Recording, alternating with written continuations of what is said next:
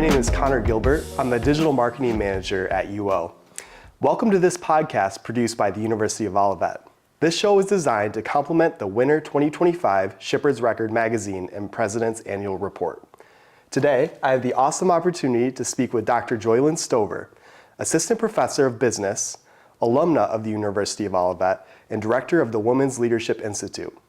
If you haven't already, read Joylyn's article in Shipherd's Record. Joylyn, it's great to talk to you today. Can we start by just telling us a little bit about yourself? Yeah, thanks, Connor. It's a pleasure to be here. As you mentioned, I'm an alumni. I graduated here in 2002, and I've spent about 20 years in the industry. A lot of my work has been supports my new role as the Director of Women's Leadership Institute. So I have spent about 20 years on personal development so that I can be a more impactful and influential leader in all the places that I'm affecting.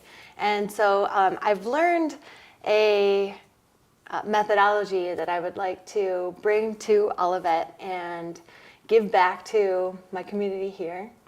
And if I can support people, all people, to flourish in all areas of their life, that is ultimately my goal. Amazing. Well, we're lucky to have you, and welcome to campus. I know you've been here for a little bit now, but it's exciting. Yeah, thanks, Connor. So let's start off by, and you kind of alluded to it, what is your vision for the Women's Leadership Institute?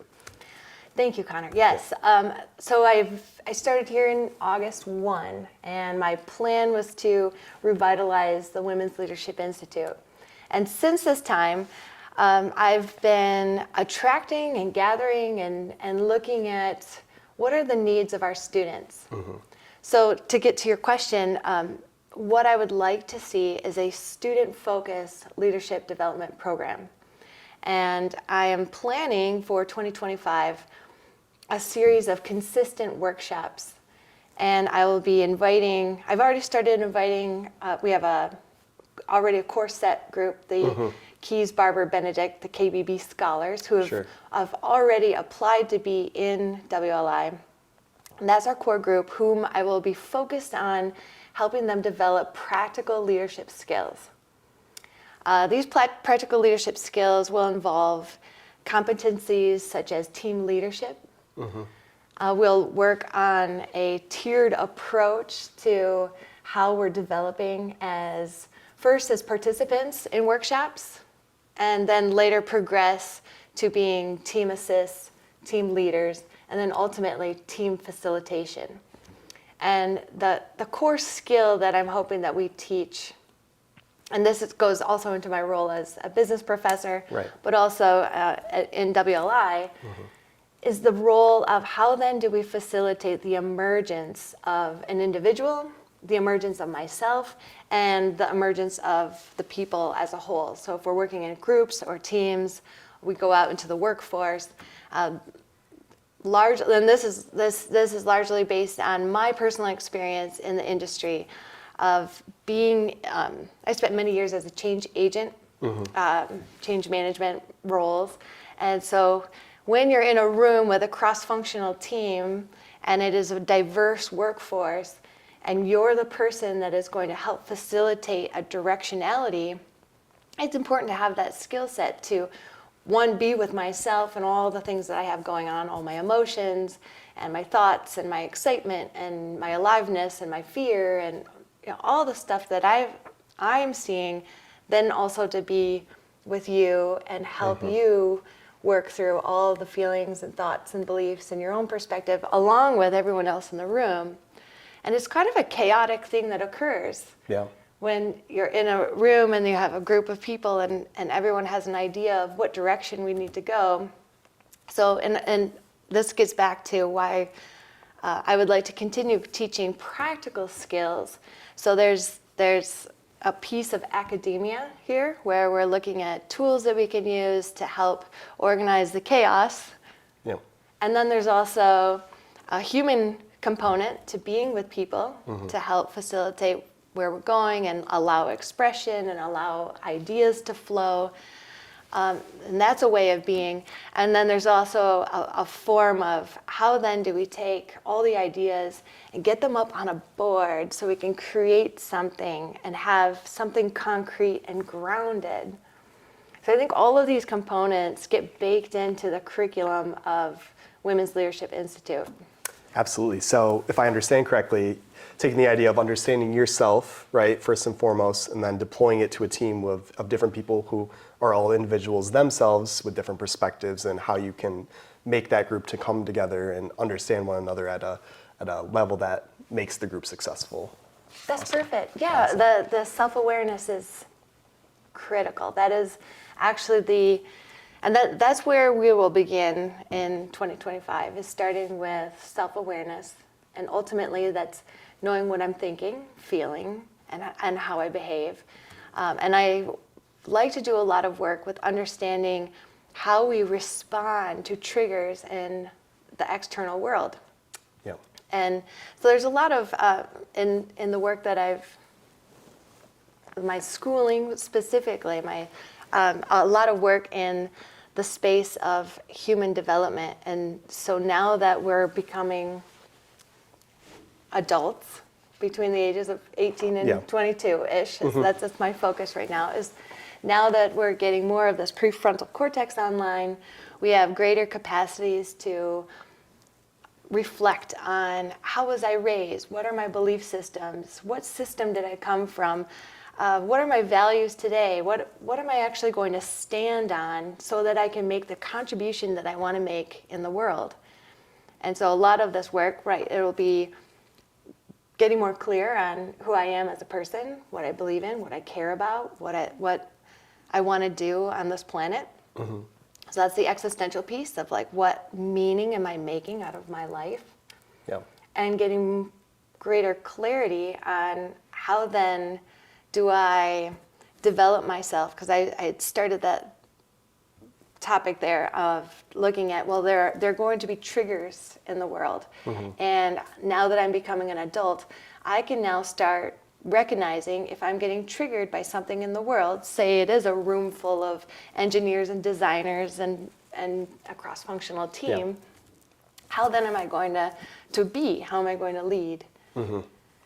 And those are the things that we'll work on, is that we'll have some form of a trigger in a group setting, mostly group settings, and working with our team structure.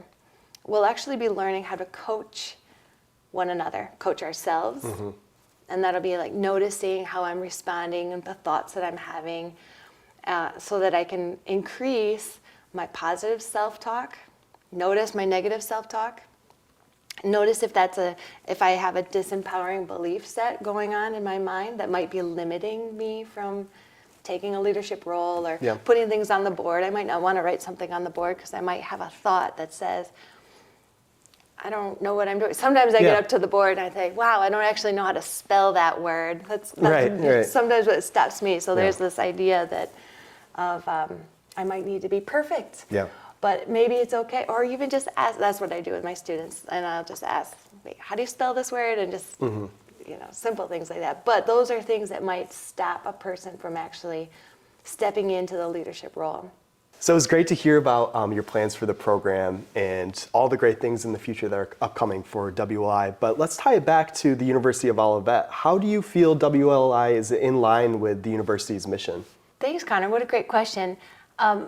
Two pieces I want to start on and really focus on. One is even though we are Women's Leadership Institute, there is a level of inclusivity that I really want to emphasize with our program. And the thought for me is, since because of my previous experience, most of my work was with males. So often I was in a room and it was myself, and there may have been other females, a few, but largely it was male-dominated industry. So the work for me has been around partnering, this idea of and way of being in partnership with people, all people. Yeah.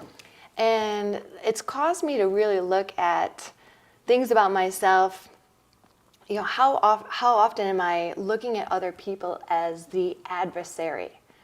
And then what does that look like in our relationship? If I'm always competing or if I'm always scanning for threats, then that really means that I'm not in partnership with you. It means that we might not have trust. We're not working towards building rapport with one another. And I think these are core skills that when we talk about how do you have a diverse and inclusive group, Yep. ultimately, we're learning how to be vulnerable with one another. Well, you can't really be vulnerable if you don't have trust. And in order to have trust, you need to be able to have boundaries and have a clear distinction of who I am and where I start and stop and where you start and stop.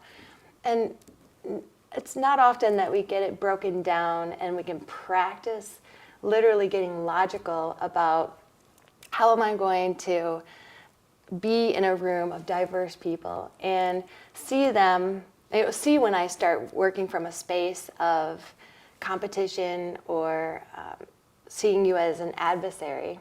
That would be, and then the problem with that is often when we're in that space, then we want to take the power away from other people.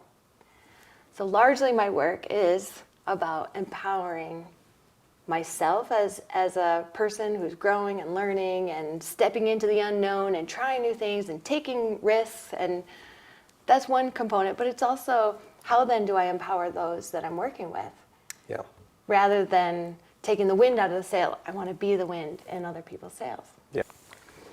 The second point is about engaging beyond the hill. What I've been doing is reconnecting with, there's a women's advisory board that many of these women were part of WLI in the beginning in 2017, and they are still interested in supporting WLI as it's evolving to what it is today. So what I've been doing is reaching out and having one-on-one meetings, and the idea that I would like to see come to fruition is to create mentor circles where we have two experienced women that are professionals on the advisory board who then are mentoring, could be about 3 to 5 smaller groups of students. And from this, what I would like to create is a vicarious learning and a co-voyaging and more of a group process in their leadership development. Yeah. And I think this will be a great opportunity to allow others to, one, receive the content, because I would like to open it up to I would like to open the workshops to the mentors so they can attend, they can receive the content, they can be part of the leadership training modules, and then also be part of the coaching that's happening in the moment. So it's not something that's outside. So the coaching and mentoring would actually occur here on campus, in our workshops, and then we all end up becoming on the same page. Yeah. And then from there, we'll see how that goes. I think this will be, in essence, a pilot, because we haven't done this yet. Yeah, that's awesome. So from my perspective, listening to this, it sounds like you're engaging the alumni base while also providing mentors to current students, and I think that's invaluable to students at the university because the people that are mentoring them, you said 2017, had just walked in their footsteps. So it's a real fresh perspective on what they're going to be seeing in the upcoming years. So that's really cool. I think it's a perfect pipeline. Yeah, So that's absolutely. the other mission of WLI. That if we can create a pipeline of security and connections and network, you just said alumni network, I think that is the most important thing that we're doing, is we're preparing students to be able to launch into their next steps, their careers, go into their families, wherever they decide to go from Olivet. And if we can create friendships with women and men, I don't think that this is, it's exclusive. When I'm thinking about mentor circles, it just is right now because that's where we are right now. But I do think that the more that we think about how then do we receive support from more people across a larger spectrum and develop long-term relationships that will carry us through the rest of our lives. I really think that's a mission that I can stand on, and I think a lot of people say, yeah, I think that's what we're here to do as educators. Awesome. So from reading your article in Shipherd's Record, you bring a unique mental framework called assignment way of living to the table in terms of WLI and some of the courses you teach. Could you expand on that a little bit more? Absolutely. Assignment way of living, anytime you hear the word assignment, Yeah. Think what due dates happens to you? I think of the traditional sense, school, and you have to do this by this date type of thing.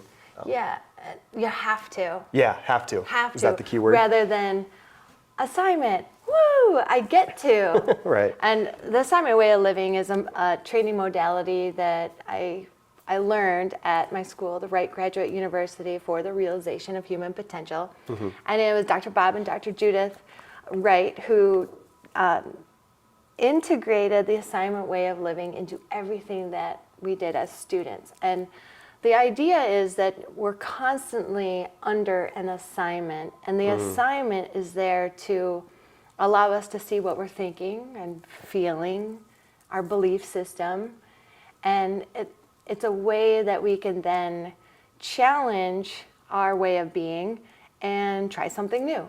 Okay. So here's an example. We've been working on the assignment of hosting. Mm-hmm. So anyone who's been a part of WLI in this last quarter has had the assignment hosting. Now, when you're a host, there's specific things that a really good host does. Right. Such as? Making sure your guests are comfortable. Yeah. I'm thinking about it, holiday season has just passed, mm-hmm. but I'm thinking about providing food or drinks or nice atmosphere for your guests. That would be my answer. 100%, yeah. Helping people feel that their needs are being met mm-hmm. and connecting with people. So there's this a movement. When you're the host of Thanksgiving, then you're going to gather the coats and you're going to make sure everyone knows where to sit. You're going to do the introductions. Sure. So what if we use the assignment of hosting in every space that we enter into? Mm-hmm. If I'm a host and I walk into a classroom, instead of being a student or the professor, what if I saw this as my classroom? What if I walked, I was thinking about this, walking across the square. If you're walking across the square and going to the KC and you see students walking by or people walking by, and you're in hosting, you're more apt to, hello. Right. Hello, Connor. Good to see you. Greet them. Greet them, right. Absolutely. And engage. And so the idea with having an assignment way of living is that you're engaging in some exercise. I was going to say assignment again, but engaging in this new way of being that is typically outside of your norm. And it's going to bring up things for you to work on. Right. So it might bring up your fear, your anxiety, or why? Well, I don't feel like I don't live here. I don't own this. The school owns this, and so then it starts getting us to think about, well, what is my commitment? How do I want to be? And so it's a way for us to reframe our belief system and challenge new ways of being. Absolutely. Awesome. Well, this has been a really great interview. Thank you for letting us speak with you today. And this will conclude this episode of the 2025 Shipherd Record Annual Report magazine. And be sure to go check out Joylyn's article in the Shipherd's Record magazine, and also check out all the other articles and podcasts that fill the rest of the magazine. Have a great day, and thank you, Joylyn. Thank you, Connor. It was a pleasure. It was a pleasure.